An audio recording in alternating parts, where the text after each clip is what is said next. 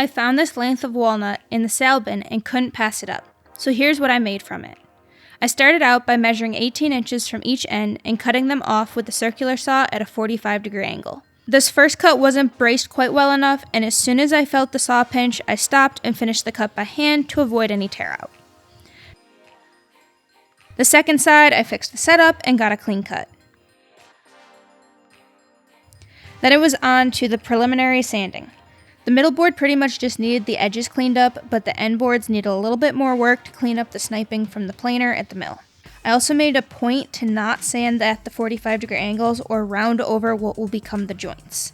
One of the end boards had a little bit too much going on to fix by sanding without changing the width of the lumber, so I backfilled it with black resin to stabilize it. Once that was cured, I sanded the excess resin back off, and it was time for the glue up. Now, you may have seen the blue tape trick before, but I like to level it up and use electrical tape. I find it doesn't tear or pop quite as often when I move the piece around. It has enough give to let the corners bend into place and keep tension at the same time. It's not going to be on long, so I'm not worried about it leaving a sticky residue, and if it does, I'm still planning to sand off the excess glue, so it'll just get sanded off then. I used 3 pieces of tape on each side as I'm moving this piece around a few times before it's in its final place, and this particular brand of tape isn't as sticky as others I've used in the past.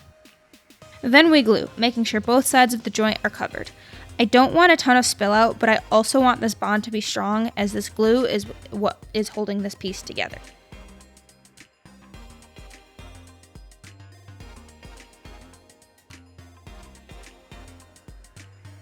I added a temporary fourth side that is the same length as the inside dimension of the piece and clamped them in place. I used ratchet straps to apply even pressure around the square, then clamps to keep the legs from sliding up the 45-degree angle, and last, one more strap with the ratchet on the bottom to pull the part of the legs closest to the work surface back in as they were tending to slide out on me.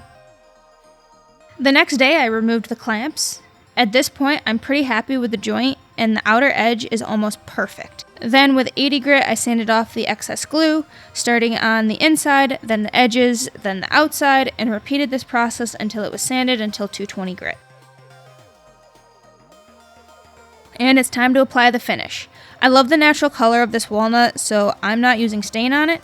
I decided to use a neutral Danish oil to make the figure show without the excess shine of lacquer or urethane. I'm planning to use it as a TV stand so it won't be highly trafficked and I don't need a super tough finish on it. If you're going to use this in a more highly trafficked area, maybe as an end table or a catch table when you are coming in a door, I would definitely recommend a tougher finish that has more protective qualities. Here's the final piece. Let me know in the comments below what your favorite type of joinery is. Thanks for watching and have a great day. Bye!